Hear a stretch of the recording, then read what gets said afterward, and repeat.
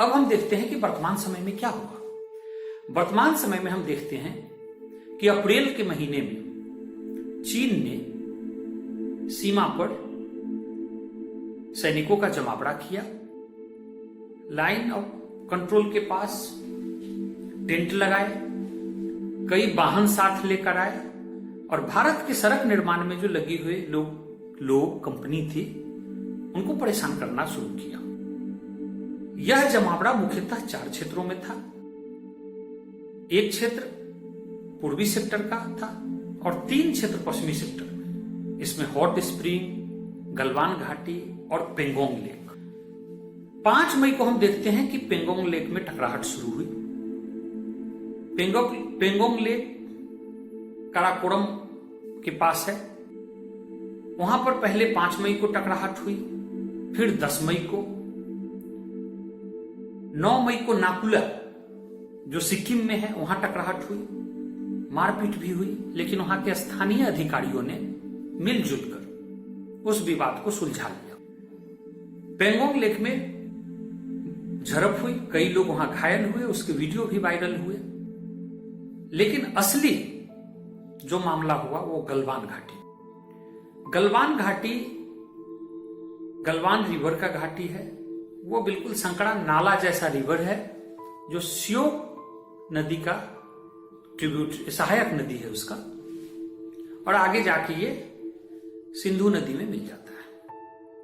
मामला यहां से शुरू हुआ कि ये जो रोड 255 किलोमीटर का तैयार हुआ है, वर्तमान सरकार ने एलएसी के अपने कई पॉइंटों को इससे जोड़ने के लिए कई फीडर रोड का निर्माण शुरू किया। इस फीडर रोड में से एक फीडर रोड गलवान नदी पर पार करके गलवान घाटी होते हुए एलएसी तक जाता था। उसमें गलवान नदी पर एक पुल बना हुआ था, पहले से लकड़ी का पुल। वहां पर अस्थायी मजबूत पुल बनाया जा रहा था जिसको पार करना। यह बात चीन को नागवार गुजरा। चीन अपनी तरफ से एलएसी पर बिल्कुल एलएसी के करीब तक रोड बना चुका है और इससे उस चीन को सामरिक बढ़त मिला हुआ है कि वो एलएसी के पास जो उसके सेना का जमावड़ा है वहां से वो आधे घंटे में एलएसी तक पहुंच सकता है, जबकि भारत में सेना का जहां कैंप है वहां से एलएसी पर पहुंचने में लगभग 2.5 से 3 घंटे लग जाएंगे। लेकिन इन फीडर रोडों के बन जाने के बाद चीन का जो सामरिक एडवांटेज है वो कम हो जाएगा और इस स्थिति को चीन खोना नहीं चाहता है। इसीलिए उसने गलवान घाटी में घुसपैठ का प्रयास किया। एक दूसरी बात, ये जो डीएसडीओबी रोड है इसकी दूरी एलएसी से 9-10 किलोमीटर है, लेकिन ये गलवान घाटी के पास जाके इसकी दूरी कम हो जाती है। ऐसे में चीन अगर गलवान घाटी में आकर अपना कैंप बना लेता है तो यह रोड भी उसके निशाने में आ जाएगा। यह है महत्व गलवान घाटी का। घटना यह हुई कि गलवान घाटी में उस पुल के नजदीक चीन ने 2 टेंट लगाए। लोकल लेवल पर नेगोशिएशन शुरू हुआ और तय हुआ कि चीन की सेना, दोनों सेना वहां से 2-2 किलोमीटर पीछे हो जाएगी। 15 जून की शाम वहां के कमांडर देखने गए। उन्होंने देखा कि चीन एक टेंट हटाया है लेकिन दूसरा टेंट वैसे ही लगा हुआ है और कुछ सैनिक वहां पर है। वाद विवाद हुई। सोर्स बताते हैं कि भारतीय सैनिक ने टेंट को नष्ट कर दिया और ऐसे में हाथापाई की स्थिति उत्पन्न हुई। उस समय भारतीय सैनिक की संख्या लगभग 45-50 थी, चीनी संख्या में कम थे। कुछ ही समय बाद चीनी सेना काफी मात्रा में वहां पर आ गए। मारपीट हुई, शाम का समय था और हम जानते हैं कि उस एरिया में वनस्पति नहीं है। ऐसे में वहां का पहाड़ भी जो है भुरभुरा है। उसमें वनस्पति नहीं होने के कारण जो चट्टान है, मिट्टी है, उसमें पकड़ कमजोर रहती है और वह क्षेत्र भी संकरा है।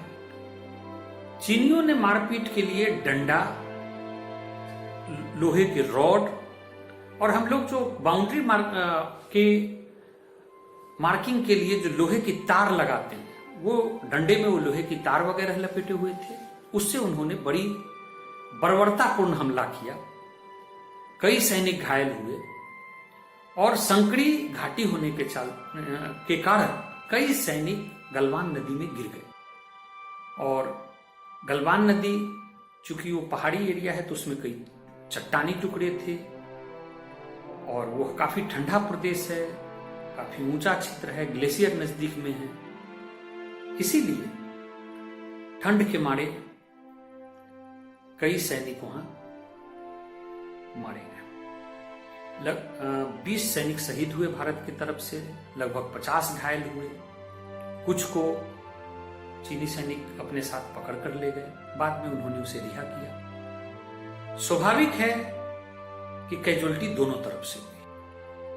इस हाथापाई में भारतीय सैनिक जांबाजी से लड़े और बड़ी संख्या में चीन के सैनिक भी हताहत हुए, क्योंकि उनके हेलीकॉप्टर रेस्क्यू करते देखे गए वहां पर।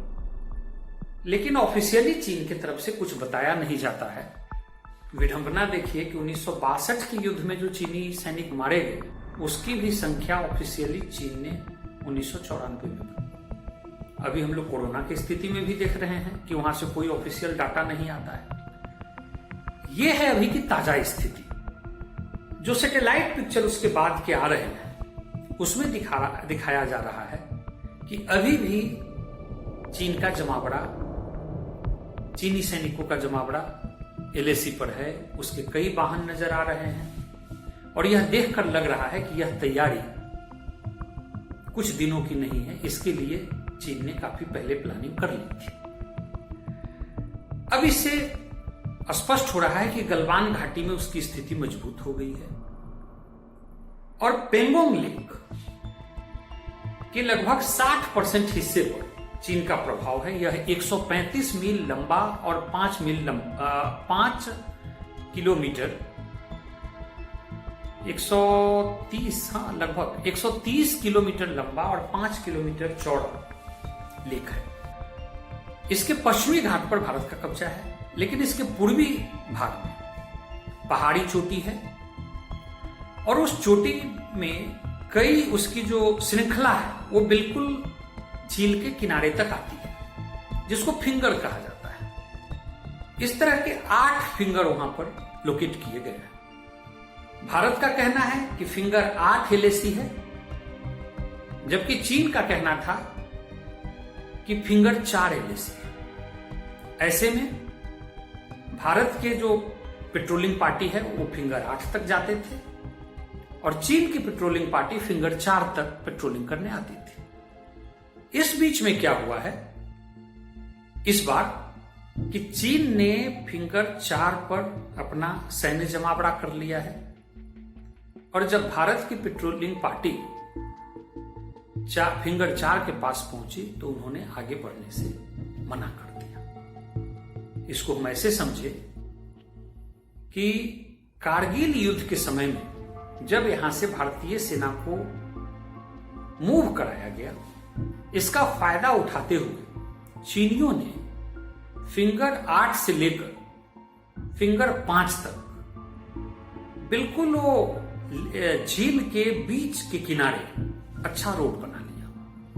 एक और इत्तेफाक देखिए, फिंगर 4 से भारत के तरफ जो वो पहाड़ का जो श्रृंखला है वो बिल्कुल नुकीला और तीखा है।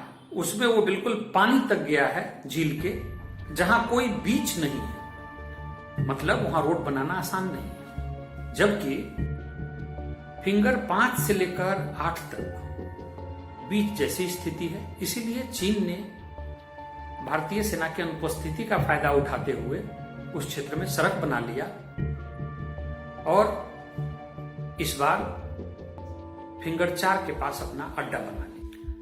पेंगोंग लेक हम में से बहुत लोगों को जाने का मौका मिला नहीं है क्योंकि वो विकट स्थिति में है, लेकिन एक प्रसिद्ध फिल्म थी 3 इडियट, उसके अंतिम दृश्य को आप याद कर सकते हैं। उसका शूटिंग पेंगोंग लेक के पश्चिमी भाग पर हुआ है तो उसका भी काफी सामरिक महत्व है। तो अभी के इस विवाद के बाद चीन इस 2 पोजीशन पर मजबूत स्थिति में है और उसने अपना कंसंट्रेशन वहां बनाया हुआ है।